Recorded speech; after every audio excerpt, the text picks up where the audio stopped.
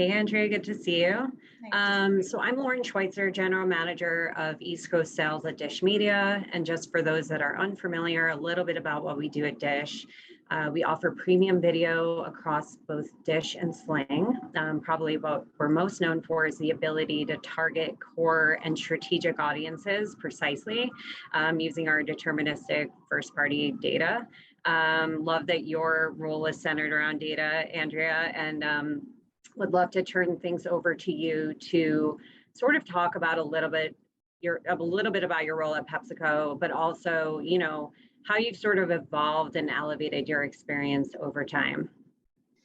Yeah, so I'm the director of insights in one of the directors in the sports and fitness BU at PepsiCo, which means the brands that I look after have been in the past brands like Muscle Milk, but currently Gatorade, Propel, things like that. So that's my role. I've been in this role for a few years now, and previous to my US Gatorade and Propel and Muscle Milk roles, I worked globally as the director of global insights, also on Gatorade.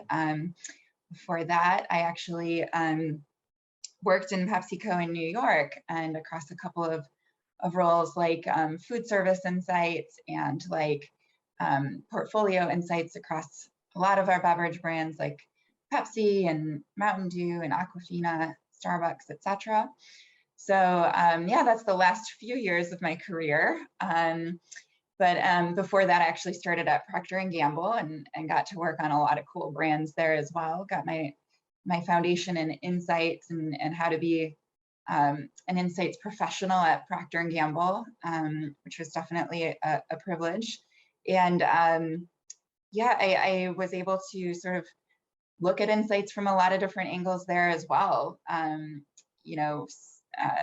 Sales insights or customer focused insights. Was also able to work with an influencer organization globally for a bit, as well as your typical sort of brand lead insights person. So anyway, that's my career. I think, Lauren, one of the things we talked about prior to this was sort of like, okay, so how does one actually end up in an insights career? I will say, I'm a Badger. I went to University of Wisconsin-Madison for my undergrad, and I majored in marketing and management. So I definitely thought I was going to be, sort of a classic marketer.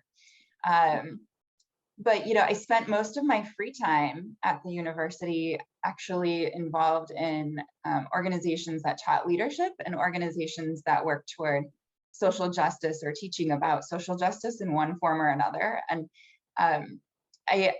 at the time I joked that actually those were my majors, and I also went to business school on the side. That was sort of like my perspective at the time, a long time ago. I was like interviewing for all these different marketing jobs, I found this job description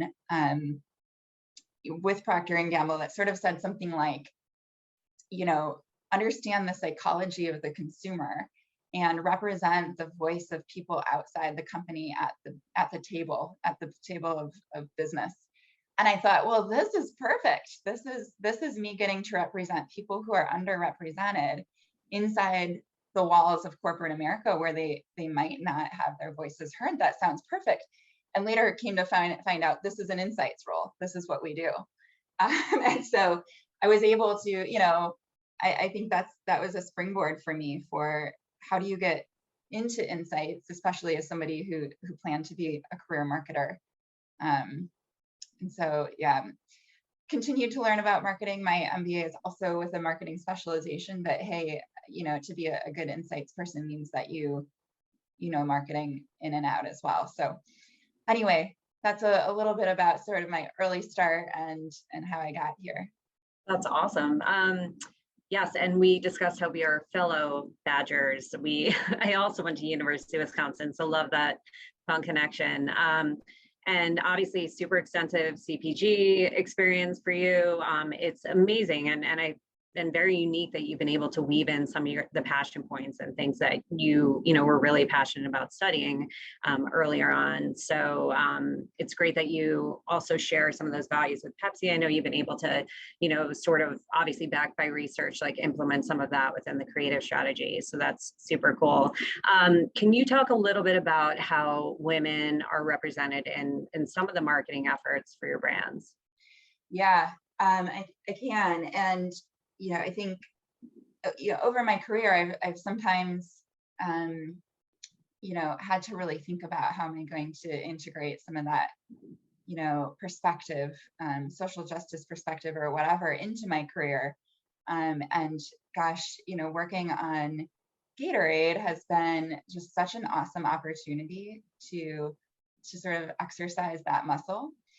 And I think the role women play is something we have certainly given a ton of thought about. You know, the impetus sort of thinking about it in a very deliberate way started a couple of years ago, but look, it's not new for us. It's something that, you know, whether we wrote it down on a mission statement and put it on the wall or not, it was something that we were practicing and that the brand had practiced for a while. And, you know, I think it showed up, like, I don't know if you guys remember dearly some of the Gatorade ads of the past, but you may remember we had a Sisters in Sweat campaign with Serena. It's called Like a Mother. But we really got to highlight like the beauty and the strength of coming back from, you know, a maternity leave and just like crushing it. And so, you know, like that was a brand that the story wanted to tell, and such a compelling story that we put out into the world. You know, other ones I know growing up, maybe it was after that, but one of my favorite ads too from Gatorade is, if you remember Everything You Can Do, that song, Mia Hamm versus Michael Jordan. And we just recently did another rendition of that with Abby Wambach and Usain Bolt. But oh my gosh, what a cool way to just sort of highlight how badass women are and just, you know, really put them on the same playing field in the same tier as male athletes. So that was the past. And, you know, I think there's a lot of great stuff there. But one of the things that, you know, the insights team and particularly one of my colleagues uncovered is, I wouldn't say it was a surprise to us, but I think we hadn't thought about it critically until a few years ago when she said, you know, our share of consumption among women is so much lower than with men. Isn't this a huge opportunity? Why aren't we going after this? Why aren't we closing that gap? And that led us to a whole bunch of really interesting research about women in sports and women, of course, with our brand. But really to study this issue, we had to start with culture. We had to start with how are women raised and what's put in our minds at early ages? How are we supported or not in the world of sports and athletics? And so our organization got so much smarter about what are the broader barriers in the world to women in sport, or to girls in sport more accurately, you know, because this really starts very young. And what can we do as a brand to sort of start to unpack that, and what can we do that might make a difference? It led to some big barriers work where we sort of quantified what are the gaps, what are the things we can do that would make the biggest difference. And we have some work coming up now that is really exciting. Can't talk a ton about it, but you'll see it soon in the world. You know, that really speaks to our values here and really starts what needs to be a long-term effort to sort of back out of some of the things that women are taught about themselves in sports. Awesome. And then, so for Gatorade, like obviously that's been such a long-standing and super iconic brand in the industry. You know, the competitors have definitely been growing over the past couple of years. So outside of what you've already talked about, like anything you guys have been doing to sort of stand out, innovate, and also portray women in that positive way? Yeah. I mean, it's it's a challenge when you're such a strong share leader in a category, and trying to maintain that.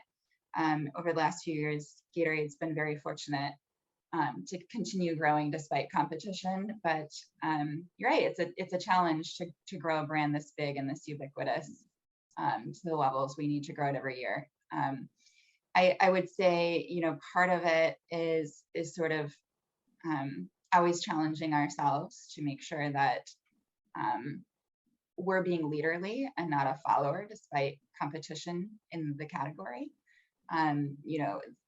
We try to remember with pride and humility that yes, we invented this category 50 something years ago. And also it's our responsibility to keep it fresh and keep it right for today's consumer.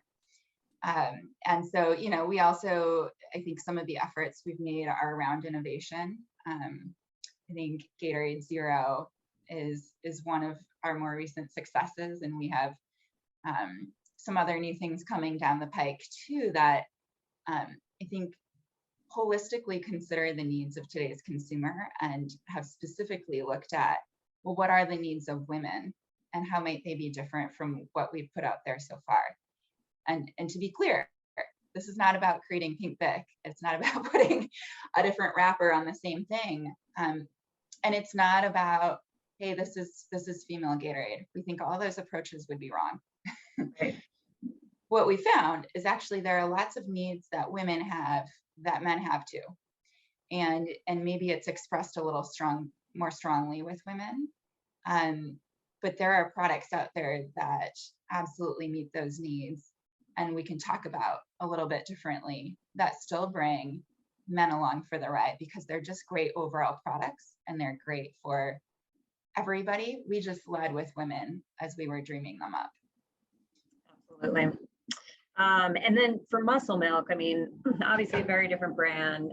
It seems, at least in my eyes, a little bit more male focused, but I'm sure that women are part of the target. So like, how do you, sort of be sure that you're reaching that part of the audience, and what's your approach there? Yeah. Muscle Milk, it's a brand that we acquired a couple of years ago.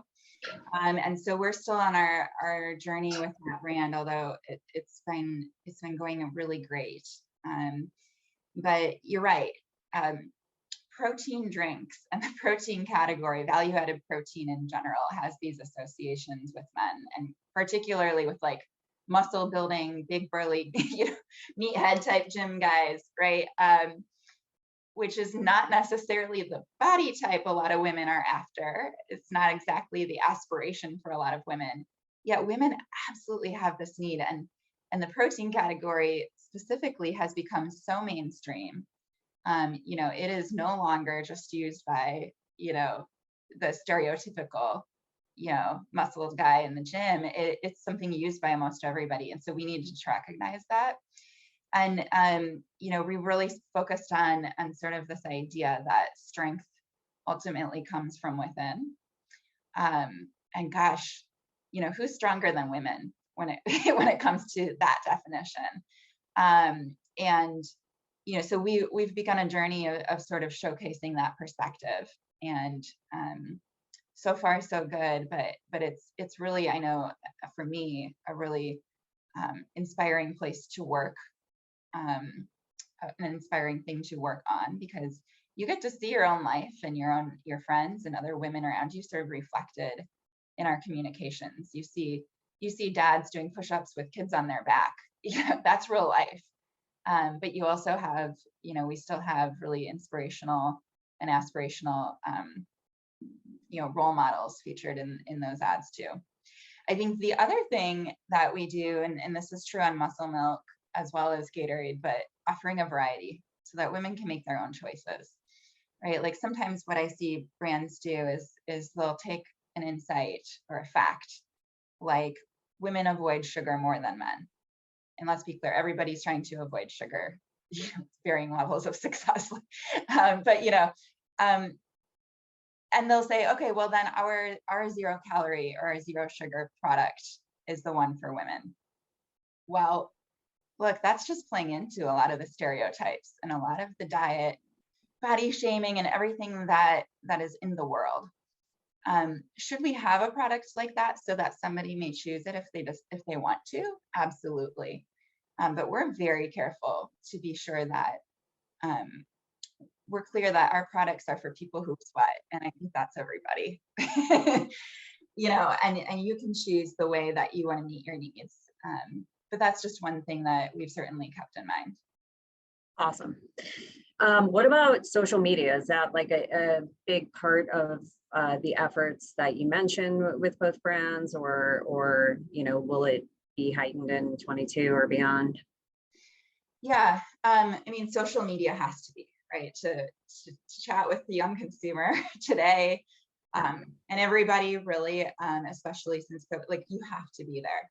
And I think, in terms of sort of putting a different hat on with thinking about women at the forefront, one of the things we noticed a few years ago is, we tend to skew toward platforms where people go for sports information, social media platform, and of course the usual suspects, Instagram, Facebook, those kinds of things, of course. And one thing that we noticed we were skipping on was Pinterest. And, we had this, I don't know, probably unspoken, unknown, down below bias that Pinterest is not serious when it comes to sports. That's not where you go. Well, look, if you look into it, a lot of women go to Pinterest to find their workout routines, to find tips, to find, what's the right gear, what's the right setup, whatever it is. It's actually huge, if we're trying to win with women. And so, like, that's one of the changes that we've made, over time, as we've sort of put this new focus or this new lens on questioning everything we're doing and making sure we're being inclusive. Smart. So your role clearly impacts like so much, whether it's research and development of products, obviously like influencing creative, and marketing and media for sure. And I'm, confident we have a lot of marketing and media folks on today. So it would be great just to hear how your team sort of provides guidance for them. Where do they pick things up in the process, and sort of how do you guys help affect those campaigns? Yeah. It's a really, really good question. I think, especially when you're building campaigns, there are so many things to think of, and to consider and to bake into what might be a 15-second, 30-second, or 4-second, spot. There are so many objectives. So what we've tried to do is impart enough empathy with the team for what the experience from a girl or a woman's point of view is, that they can bake in some of these things. But more tactically speaking, right, like, one thing we might look for is if we've got, a male athlete and a female athlete doing push-ups, hers better look just as badass as his do. We want to represent women as they want to be seen, and certainly our athletes as they want to be seen. And so we're very careful to do that. We're careful about who's on the teams, that, across the board, to make sure that, it's not all men making a female oriented commercial, that we've got a diversity of perspectives even at the decision-making table. So those are a couple of the things, and I think it comes down to too, once you create empathy, people start finding the things that could be problems on their own. So, like, as one example, I was with some colleagues in a room when we used to get together in rooms watching some focus groups from another country outside the US. And it was a TV commercial in which we had a lot of soccer players, running around, a lot of drink shots of Gatorade, of course. And there was one shot in our test commercial where a young woman was on the field, and she was in a drink shot drinking Gatorade. And the set of younger guys in the focus group sort of said, well, that's weird that there's a girl on the soccer pitch. I wonder what she's doing out there. And it was like a real sort of question mark and stopping point that was distracting from the main idea of the commercial.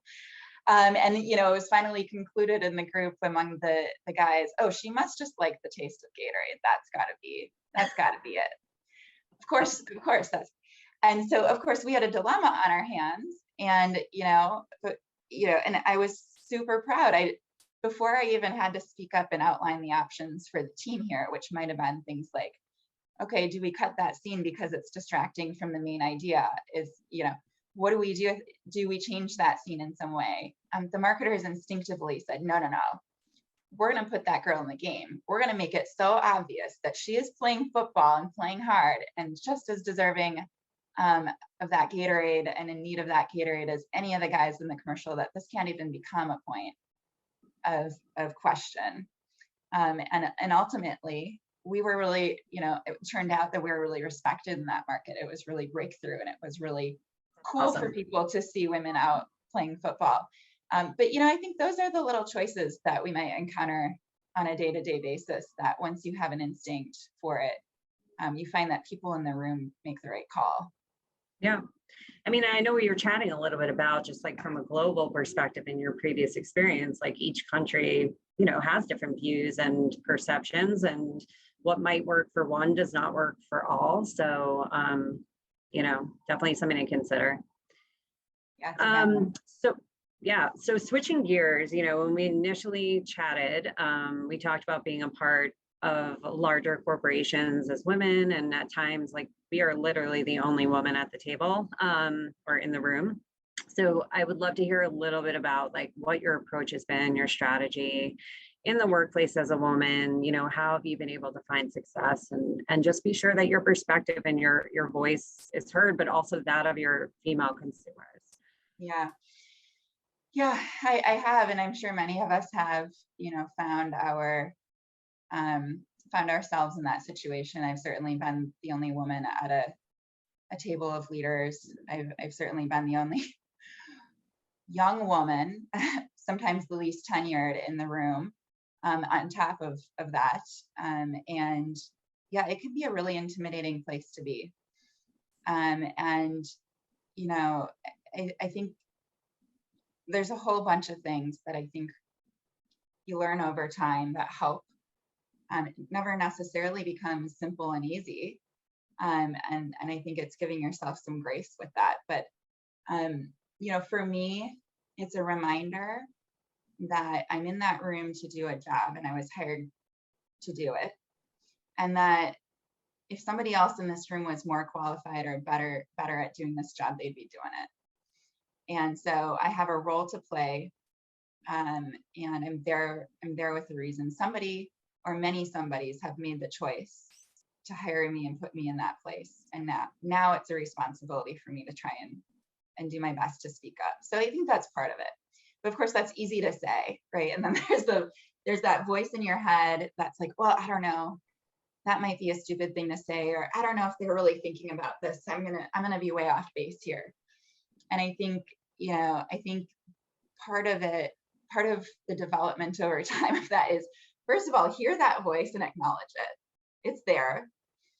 And I think once you realize that it's a voice in your head, and other people's voices say different things to them, and yours happens to be getting in your way. And I think once you realize that that's what it is, that dialogue is something that you can choose to listen to and choose to be swayed by, or you can choose to ignore it and put it to the side for right now. I think it takes a lot of time to recognize that and sort of become self-aware of it. But I think once you recognize it, you can say, okay, I'm doing it again. Sure, it might be off base. So what? What's the worst that's going to happen here? Maybe it's not off base. Let's just try it. And you can start sort of overriding that dialogue with a new one, and one that you've probably thought about in advance, and it's very purposeful, and it's working for you rather than against you. But I would say it took me a lot of time and a lot of practice to get there, to be able to do that and to sort of be disciplined. And it doesn't mean that the fear goes away. It just means that you have techniques to overcome it. I think some of the other things too, like just take a deep breath, right? Like some of this reaction is just part of your body reacting to stress. And sometimes just getting a little air and taking a moment. It seems like 10 seconds to you, but really it's like 2 seconds. to like relax. And all of a sudden you'll realize that like, okay, I can calm my body down and I can say the things clearly that I mean to say. So I think that's something I have learned in training to do as well in those moments. I think the other thing you can do is identify your ally in the room. Maybe it's just one person, maybe it's a couple. But if you know who your allies are, you can use them to make eye contact, use them to say, you know what, I think this one person will support this. And that's all I need. Yeah. And if you're not sure who they are and you're not sure how the room will receive you, it's okay to do some homework.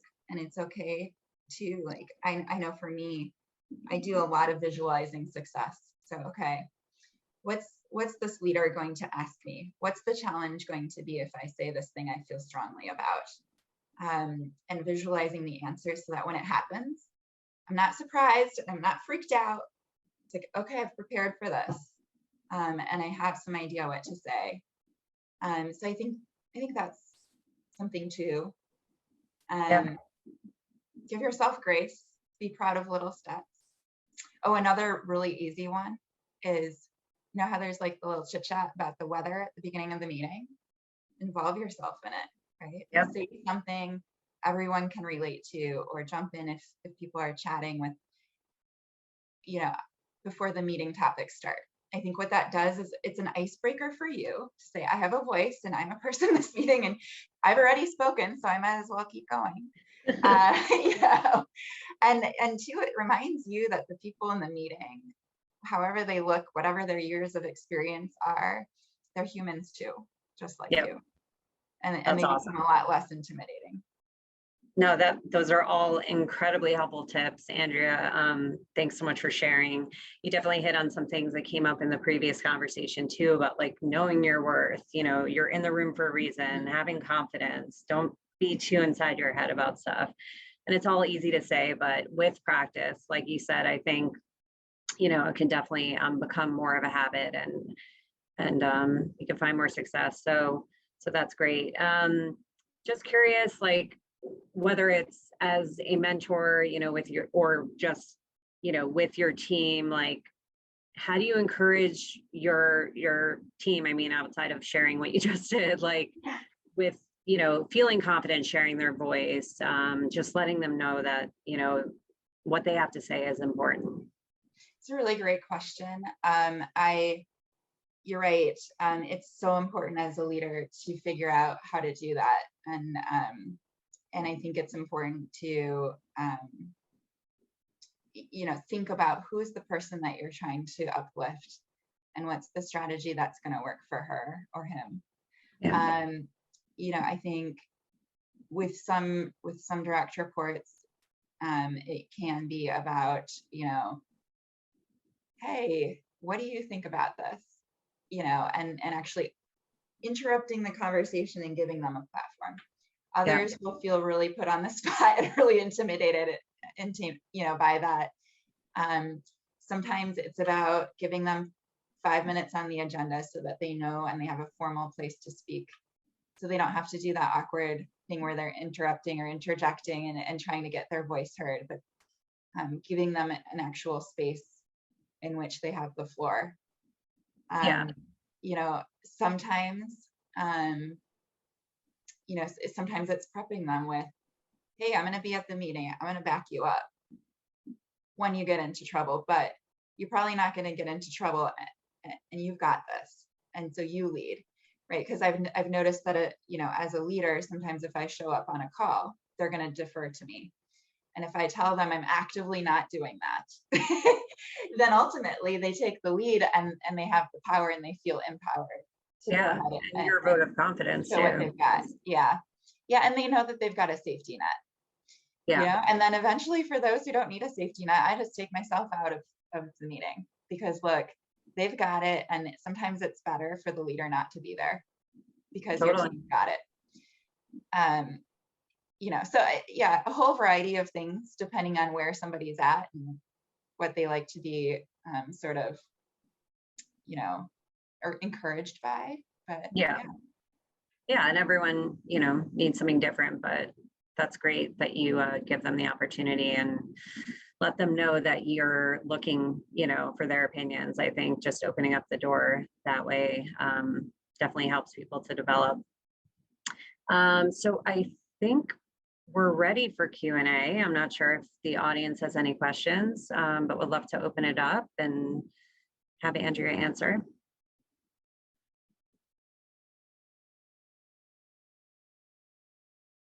Give it a minute or two.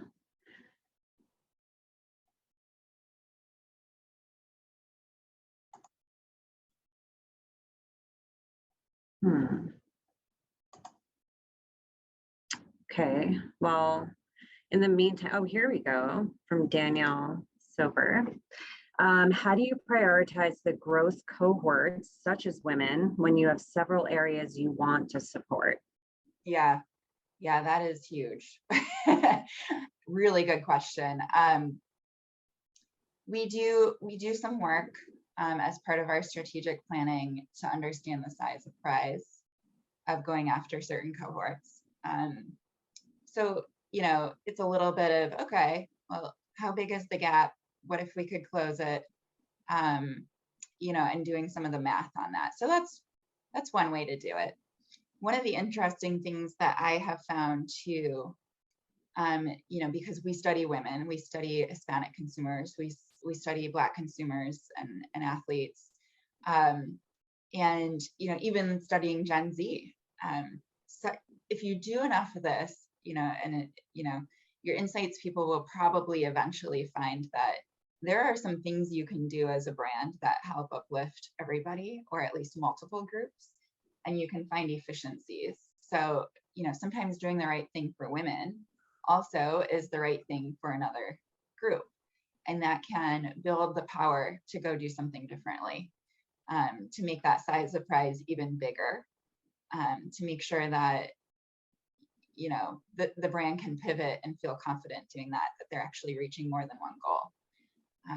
Certainly some of the barriers to sports are very similar between women and between, for example, lower socioeconomic level households. It's about access, it's about encouragement, it's about breaking down barriers, and sometimes those are similar. So, I think identifying those things helps as well. Absolutely. That was a great question. Any others? And if not, we can definitely just pivot back to, curious to know, like, outside of how you mentor, you obviously, I'm sure, took away some key, values and put some things into practice from folks that you've learned from in the past. So any specific, mentors that have stood out to you? Like, do you have one solid, rock that you've leaned on throughout the years, or just, different managers at different, well, I know you've only been in a couple of places, but in different roles, I should say. Yeah, although it's funny, how broad your network gets as people move around in the world. That's true. But yeah, I've been really fortunate to have such great managers over my career. And so certainly I've leaned on them and still do. And I would say, yes, there have been a couple of people that I've gone back to when times are tough or when I have questions. But I would say for the most part, as my career has evolved, I've found different people with different sets of experiences who are better at advising or may have a more similar experience to me that I can go to with certain questions. And I think I'm really fortunate to do that, or to have that at my disposal. But it comes after, years and people going to different places, and that I think one of the more recent insights I've had, and I wish I had realized it sooner, maybe some people are just naturally good at thinking this way, but you have a bigger network than you think. And, even just the practice of like getting on LinkedIn or wherever it is and seeing where some of your past colleagues have landed and what they're doing now is such an interesting experience. And I think you would be surprised how willing people are to speak with you, even if it's been 5 years, 7 years, even if, you know, your career has gone this way and theirs has gone that way. Gosh, you know, people are so generous and so happy to help. And, you know, don't be afraid to reach out just because this person has a big job now, or just because it's been such a long time. You know, I think I underestimated the power of my network for a long time. Awesome. So we do have 2 more questions from the audience. The first from Larry Lundy, who asked, how do you differentiate your efforts with brands that target similar audiences? I'm going to take that as how do I think Gatorade approaches it differently from other brands? Is that? Yeah, that might be going after the same audience. Yeah. Sounds like. Yeah. I mean, I think one of the things that I think about is, what is the role based on who the brand is and what the brand has represented in people's minds so far? What is the role that is that can be uniquely done by the brand I'm working on?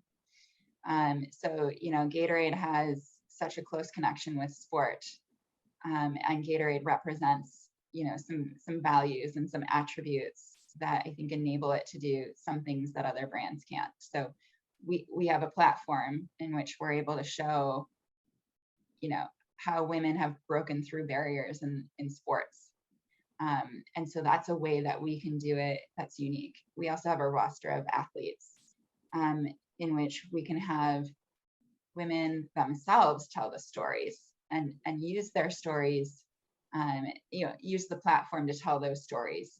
And so I think that's unique to the Gatorade brand. I think right now we've got the Propel brand, and I think Propel, you know, it's a pretty approachable brand. It's pretty affordable. It's pretty, you know, it's less intense than Gatorade. And so I think it can play a whole different role, right? And we've got Mindy, and she's so approachable and so just like so welcoming and just inclusive. And, you know, I think so, you know, Propel can come in with a unique voice and a unique perspective that suits that brand better, right? And they don't have a big roster like Gatorade does, you know, specifically for Propel, but that's okay. They have other things that they can do to really be accessible.